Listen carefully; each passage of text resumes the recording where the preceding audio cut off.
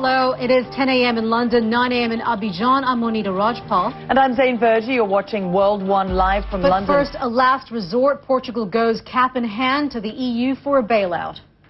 That's right. In Lisbon, late Wednesday, caretaker Prime Minister José Sócrates finally admitted his government needed financial help.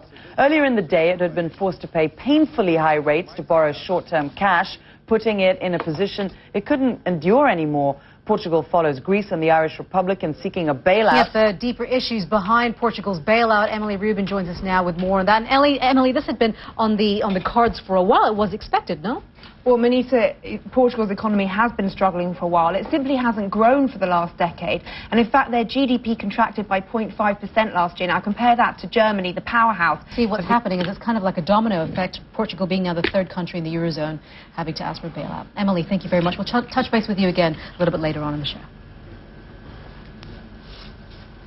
Well, the financial markets debt worries could now settle on Spain. It has a much bigger economy than Portugal's. It also got a jobless rate of more than 20%. But Spain's economy minister is ruling out the risk of contagion. Elena, British airstrike has hit an oil field in the east of the country. Libya's deputy foreign minister said a major pipeline was damaged in the strike on the severe oil field.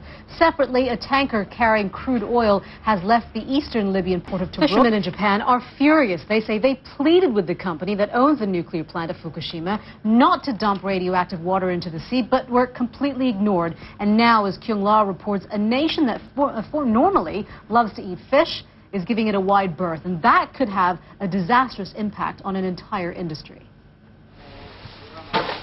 Yoshiaki Saito is usually just a quiet merchant selling his fish for 40 years at this Tokyo shop. Now he can't stop yelling about TEPCO. Cheese, really? You get that many people upset? But I guess, if like you said, if it's like, strawberries and cream, not at Wimbledon. You can't enjoy it otherwise. Deal. Pedro? Yeah, I'm like still... beer at a football game? No, well, I'm still enthralled with that coupon show that's going to be coming up. I can't wait that... You're going to be watching that. They do, yeah. They were clipping coupons for all the cheese, so... Exactly. I will talk about the Masters in just a minute. I'm here to give you the sports update. Monita, do you want to introduce me? Introduce you? Yeah. Everyone that has a printer here to talk about That's not what I meant. That's not what I meant. I said, here he is with the sports. Here he is with the sports. Okay, thank you very much, Monita.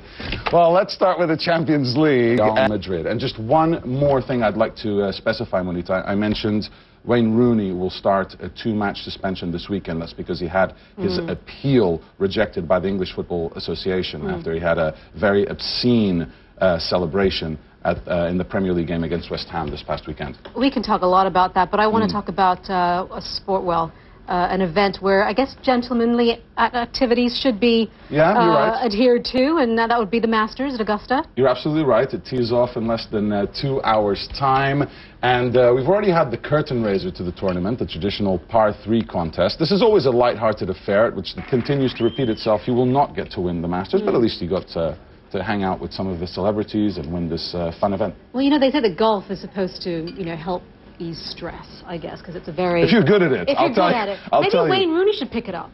Maybe that'll make it worse.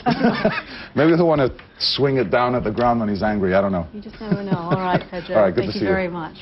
You're watching World One live from London. Closely looking at the currency market reaction and what's next for Portugal. Emily Rubin is back with us at this time from our London newsroom. Emily. Well, Monita, the euro barely moved after the initial announcement, but now it's slightly down. But the markets kind of knew this was coming. They'd been anticipating it. And in actual fact, this is something of a relief because it ends uncertainty over when Portugal was going to ask for help.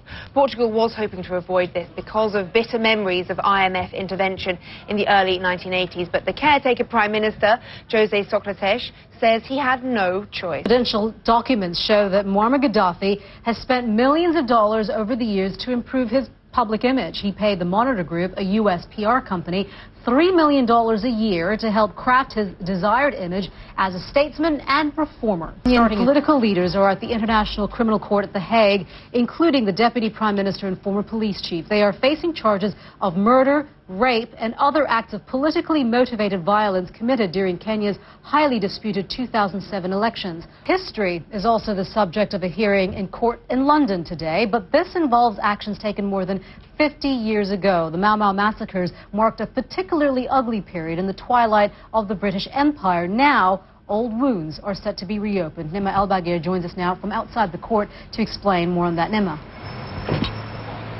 Well, Monita, Britain's colonial administration had always been viewed as being comparatively more progressive, comparatively obviously being the key word there. But it seems that perhaps the British colonial administration was just better at hiding their crimes.